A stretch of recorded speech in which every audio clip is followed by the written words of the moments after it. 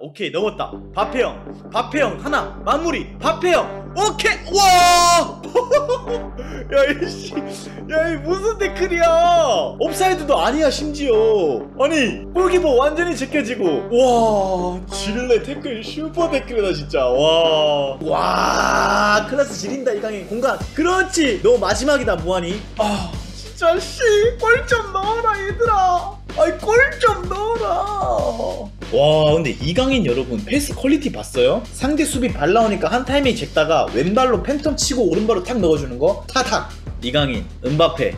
와 바르콜라 음바페 컷백. 아 됐다. 에메리야. 야 에메리. 자 이제 에메리가 해줍니다. 야 쉽게 안 불러주잖아. 에메리가 해주잖아. 에메리가. 음바페가 여기서 바르콜라 안 주고 본인이 직접 흔든 게 여러분 진짜 다행이에요. 그리고 에메리가 본인이 제일 잘하는 게 발등으로 슈팅 그냥 갖다 후리는 거거든요. 얘는 가마차고 이런 거 하면 안 돼. 그냥 발등으로 갖다 후려버리고 이거는 절대 못 막지.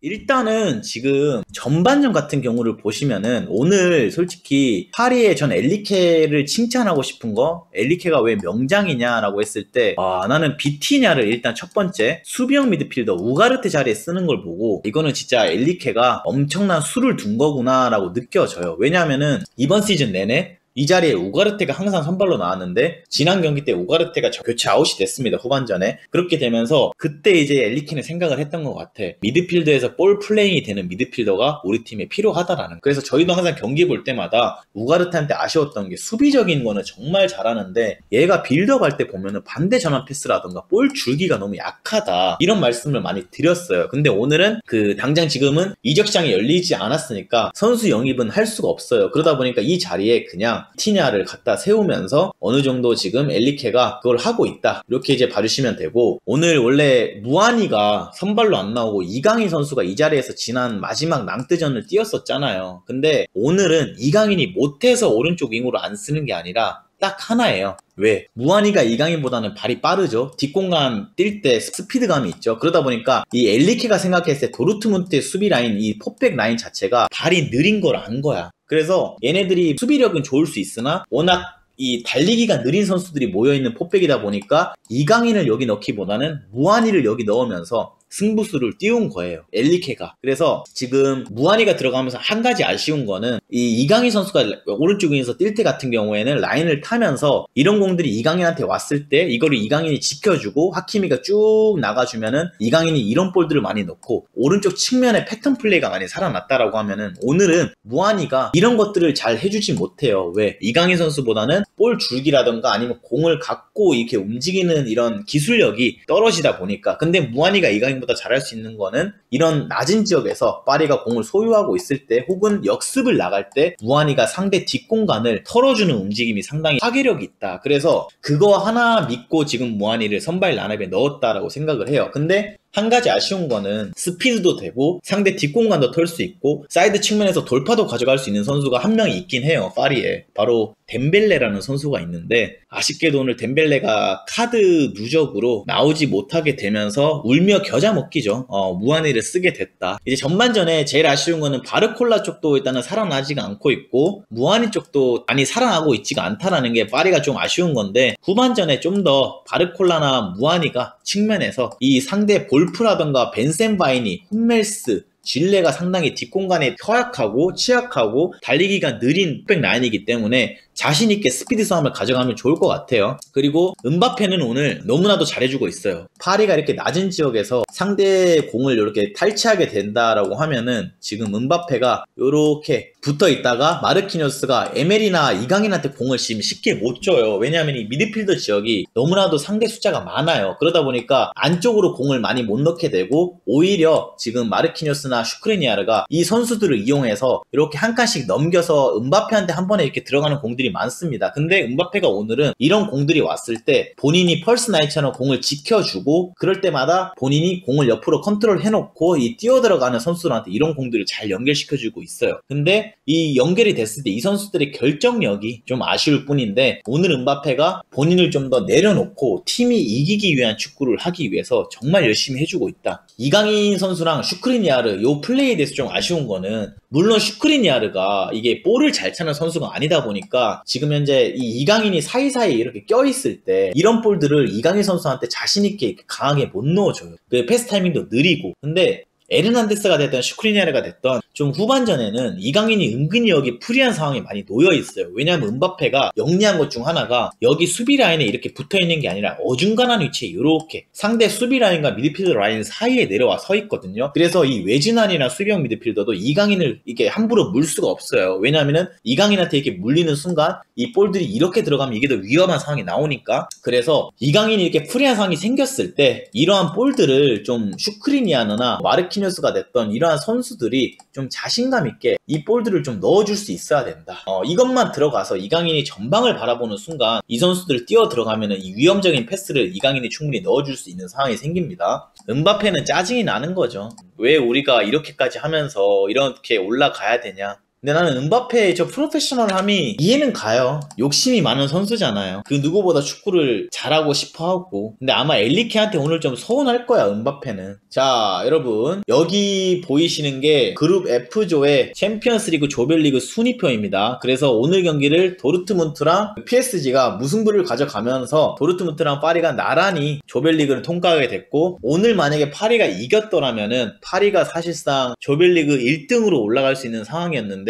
아쉽게도 오늘 무승부를 거두면서 조별리그 2등에 그치게 됐다. 근데 솔직히 파리의 챔피언스리그 경기 기록을 보면은 좋지는 않아요. 최근 5경기를 봐도 1승밖에 거두지 못했습니다. 이거는 솔직히 파리한테는 뭐 긍정적이다라고 볼 수는 없습니다. 그래서 조금은 아쉬운 챔피언스리그 조별 예선전을 치른 파리다 이렇게 봐주시면 되고, 그건 있어요. 뭐 경기가 아쉽든 경기력이 안 나오든 뭐든 다 떠나서 어쨌든 우리가 이 F조, 특히나 이 죽음의 조라고 불리던 이 조에서 살아남았다라는 거에 저는 높은 점수를 주고 싶고요. 이렇게 해서 올라가서 좋은 성적을 내면 또 되는 거예요. 그래서 조별리그의 발판을 토대로 저는 올라가서 더 좋은 경기력이 나오지 않을까라는 생각을 합니다. 그리고 오늘 경기 전체적으로 봤을 때는 저는 정말 신기했던 것 중에 하나가, 솔직히 그 낭뜨전만 봐도 이강인은 오른쪽 윙으로 기용하면서 뭔가 엘리케가 이번 주에 있을 챔피언스리그 경기에서는 이강인을 윙으로 쓰지 않을까라는 많은 분들의 이 예측이 돌았잖아요. 근데 오늘 보시면은 무한이가 선발로 나오게 됩니다. 그리고 왼쪽에는 바르콜라가 나오게 되고 오히려 이강인이 미드필드로 나오게 되는데, 저는 이걸 보면서 야, 엘리케가 진짜 보통 넘는 분이시구나. 왜냐면은 엘리케도 상대편에 대한 전략을 분석을 했을 거예요, 도르트문트에 대한. 근데 도르트문트의 수비 라인 자체가 이 백포가 느리다는 거를 이제 정확하게 인지를 한 거예요. 그러다 보니까 이강인을 세워서 윙에서 뭔가 이강인을 통해서 플레이를 만들어가는 이것보다는 오늘은 오히려 좀 더 심플하게 상대편 뒷공간을 스피드로 뭔가 털어줄 만한 선수가 필요하다고 생각을 했던 것 같아요. 그래서 이제 이강인 우측 윙이 아니라 무한이 우측 윙 카드를 꺼낸 거죠. 근데 전반전에 솔직히 그 전략이 안 통했냐라고 하면은 통했다라고 봐요. 왜냐하면은 전반전에 그 스피드로 의한 공격이 많이 이루어졌고 심지어 득점 장면까지 무한이도 많이 만들어냈었으니까요. 근데 아쉽게도 이제 이 선수들의 결정력이 부진하면서 득점이 안 들어갔던 것 뿐이지, 이 엘리케 감독이 들고 나온 전술과 전략 자체는 너무나도 좋았다. 그래서 무한이가 오른쪽 윙에 나올 때랑 이강인 선수가 오른쪽 윙에 나올 때 차이점은 명확해요. 이강인 선수가 오른쪽 윙에 나오면은 사실상 하키미가 언더래핑 나갈 때까지 공을 끌어주고 지켜주고 뭔가 하키미랑 이런 콤비 플레이가 많이 이루어지고 또 이선에서 들어가는 이런 수루 패스라던가 이런 길들이 좋은데, 이제 무한이는 그런 약간 이강인 선수의 유형보다는 조금 더 스피드 베이스로 한 선수이다 보니까 공을 많이 끌어주지 못하게 되고, 오히려 하키미가 전반전에 언더래핑이나 오버래핑을 나가면서 무한이랑 많이 콤비 플레이가 많이 안 이루어지는 모습을 볼 수 있지 않았을까 생각을 하고, 전반전에 만약에 음바페가 슈팅 때렸던 걸 이제 질레가 골대에서 슈퍼 태클로 걷어낸 거랑 콜로 무한이가 골키퍼까지 제치고 들어가서 수비라인까지 완전 제치고 들어가서 아웃사이드로 툭 건드린 거, 그 두 장면에서 만약에 득점이 나왔더라면, 혹은 바르콜라가 안으로 치고 들어가서 가마찬 공에서 골대를 맞았잖아요. 그래서 그런 것들이 오늘 골대 안에 들어갔으면은 오늘 파리가 좀 경기가 좀 더 편했을 것 같은데, 오늘 너무나도 많은 득점 찬스를 놓친 게 파리에는 좀 아쉬운 부분이라고 생각을 하고, 이강인 선수의 활약,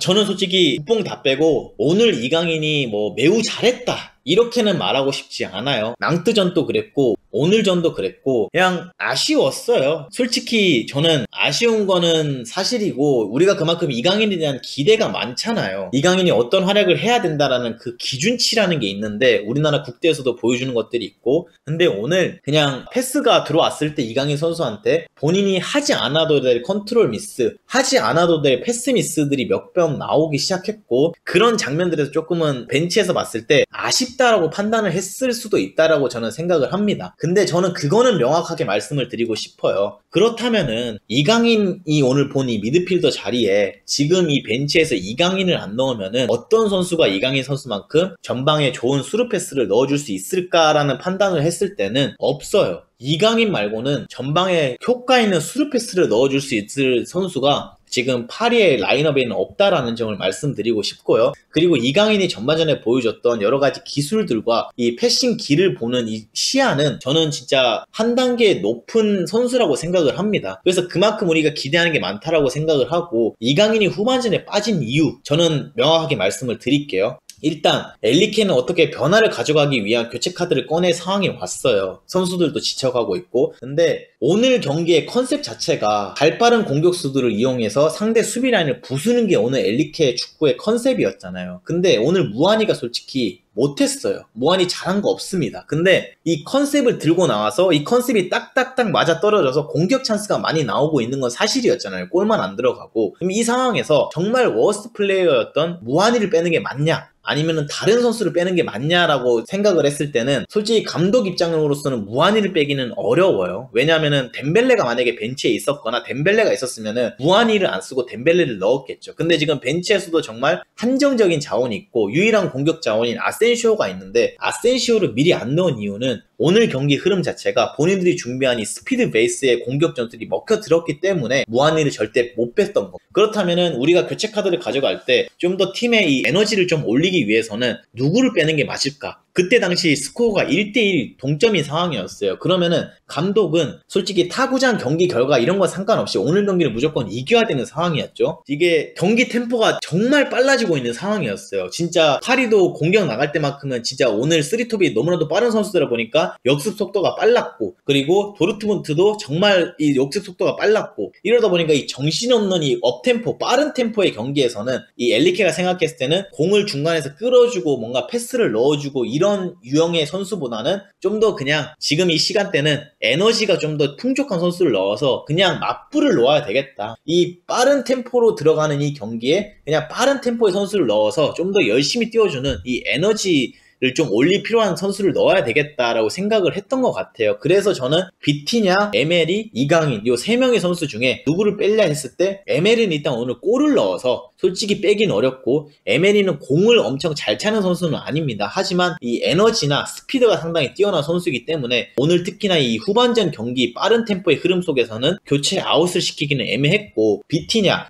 오늘 홀딩으로 나오긴 했는데 솔직히 비티냐도 잘해줬어요. 패스미스도 많이 없었고 비티냐도 어떻게 보면 조금 빠릿빠릿하게 이렇게 좀 발발발발 거리는 느낌이잖아요. 그래서 비티냐를 이 템포에서 빼기도 좀 애매했고 그래서 이강인을 우가르테랑 바꿔줬다라고 저는 생각을 합니다. 이강인이 막 엄청나게 못해서 뺐다 이건 아니고 그냥 요 중에서 교체 아웃을 시킬 수 있는 선수는 이강인이 제일 나은 것 같아서 교체를 한 게 아닐까. 이강인이 솔직히 저는 이거는 명확하게 말씀을 드리고 싶어요. 이런 경기에서 이강인이 에메리처럼 득점을 한다라던가 아니면 영향력 있는 어시스트만 한다면은 솔직히 이강인이 좀 더 이 팀에서 영향력이 높아질 거라고 생각을 하는데 아쉽게 오늘 뭐 득점이나 어시스트를 하지 못했기 때문에 이 득점을 한 에메리를 빼기는 상당히 애매한 상황이에요. 그래서 이걸 가지고 뭐 주전 경쟁이 밀렸다 절대 이렇게는 보지 않고요. 오히려 저는 이게 더 자극제가 돼서 다음 경기도 어차피 선발로 나올 겁니다. 이게 자극제가 돼서 조금 더 앞으로 좋은 활약을 해줬으면 좋겠고 오늘도 뭐 좀 힘들어 보이긴 했는데 낭트 때보다는 그렇게까지 체력적인 문제는 없어 보인다. 마지막에 조금 재밌었던 것 중에 하나는 이제 90분이 어느 정도 다 돼가는 시간대 뉴캐슬이랑 밀란의 역부장 소식이 이제 밀란이 두 번째 골을 넣으면서 2대1 상황이 만들어지게 됐죠. 그러면서 이제 사실상 눈치 게임이 시작되게 합니다. 왜냐하면 엘리케가 이제 터치라인에서 이제 그 소식을 들은 거야. 뉴캐슬이랑 밀란이 2대1이 됐으니까 이유가 우리는 무승부만 해도 오늘 리그 2위로 조별 예선을 통과할 수 있다라는 거를. 근데 제일 앞에 있는 하키미한테 엘리케가 막 소리를 질러요. 야 하키미 천천히 해라고. 쟤네 지금 우리 비기기만 해도 올라갈 수 있어. 천천히 해. 해서 하키미가 운동장에서 봉을 밟고 서서 손을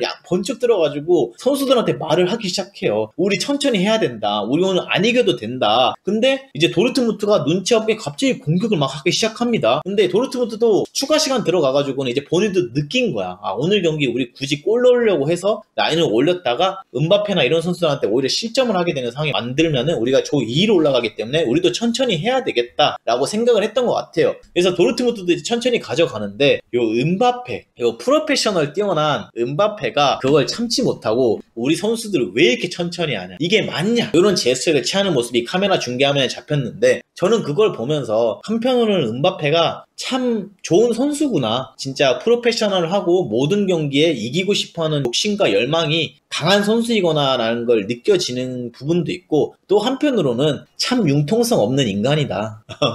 이게 네이마르랑 안 친한 게 왜 안 친한지 좀 이해는 갈 것 같아요. 이 사람이 융통성이 참 없구나. 근데 저는 음단장 이해는 해요. 세계에서 제일 축구를 잘하는 사나이 중 한 명인 사람이고, 이 도르트문트한테 이렇게까지 경기를 잘하고 이런 팀에게 이렇게 우리가 쩔쩔매면서 비겨서 이 경우의 수를 따져서 올라가는 거는 솔직히 음바페한테는 자존심이 상하는 일인 것 같아요. 그러다 보니까 음바페는 마지막에 그런 제스처를 했다고 생각을 하고, 아마 이제 라커룸에 들어가서 엘리케가 음바페랑 조금 얘기를 해서 음바페를 좀 토닥여주면서 상황 설명을 좀 해주면은 음바페도 조금 더 열심히 하게 되지 않을까, 이렇게 생각을 합니다. 그리고 이강인 선수에 대한 댓글이 너무 많은데, 여러분 저는 하나 말씀드리고 싶습니다. 이강인 자꾸 못했다 하시는데 파리가 마요르카처럼 스몰 클럽은 아니잖아요. 파리는 전 세계에서 축구를 제일 잘하는 선수 중 한 명인 음바페가 있는 클럽이에요. 빅클럽이에요. 그러면 이 빅클럽에 동양인 선수가 와가지고 지금 파리에서 1년 차예요. 이 1년 차 때 무조건 닭주전으로 나와야 되고 무조건 풀타임을 뛰어야 되는 거는 좀 잘못된 저는 생각이라고 생각을 합니다. 그냥 지금 이강인 선수가 팀에서 이 정도 입지를 보여주고 이제 1년 차인 이 선수가 이 빅클럽에서 선발 라인업에 들어간다는 것 자체만으로도 대단한 일이라는 거를 저는 다시 한번 말씀을 좀 드리고 싶습니다. 우리가 솔직히 빅클럽 마지막 선수라고 생각을 했을 때는 저는 맨체스터 유나이티드의 박지성 선수가 우리나라 선수 중에 유일하게 마지막으로 챔스 우승권 클럽이 있었던 선수라고 생각을 해요. 그러면은 박지성이 맨유에 있을 때 항상 주전으로 나왔었습니까? 아니란 말이에요. 이 빅클럽이라는 곳은 항상 경쟁이 있는 곳이에요. 아, 김민재는 달라요. 수비수는 다릅니다. 공격 자원을 생각해보자고. 박지성 선수도 그렇게 잘했지만 경기에 못 나오는 날도 있었어. 근데 그때마다 우리가 이렇게까지 박지성을 비난을 했었습니까? 안 했다라는 거야. 그래서 이제 1년 차기 때문에 좀 지켜봐줄 필요가 있다라고 저는 생각을 해요. 그리고 손흥민 선수도 처음에 토트넘을 레버쿠젠에서 토트넘을 이적을 했을 때 라멜라랑 경쟁하느라 첫 시즌에 좀 힘들었어요. 그래가지고 막 볼프스부르크 다시 간다, 뭐 바이에른 뮌헨이 관심을 가지고 있다, 독일 무대로 다시 돌아간다라는 뉴스가 하루에도 몇 개씩 쏟아졌습니다. 근데 결국에는 보란듯이 해내고 자리를 잡잖아요. 그래서 이 1년 차에 이 20대 초반의 어린 선수가 빅클럽에 와서 저는 이 정도 해주는 것도 참 대단한 거라고 생각을 하기 때문에 너무 막 무지성한 비판과 비난은 내려놓고 우리가 좀 더 응원을 해줍시다. 응원을 해주게 되면 충분히 이강인은 잘해낼 수 있는 선수라고 저는 믿어요. 가진 능력이 있기 때문에. 아무튼 여러분, 이제 출근 시간도 다가오고 있고 오늘 방송이 2번이나 터지는 사태도 있었지만 이른 시간까지 제 방송을 함께 해주셔서 너무 감사하고, 오늘 저녁 라이브 방송에서는 이강인 선수 분석 영상으로 여러분들을 10시에 찾아뵙도록 하겠습니다.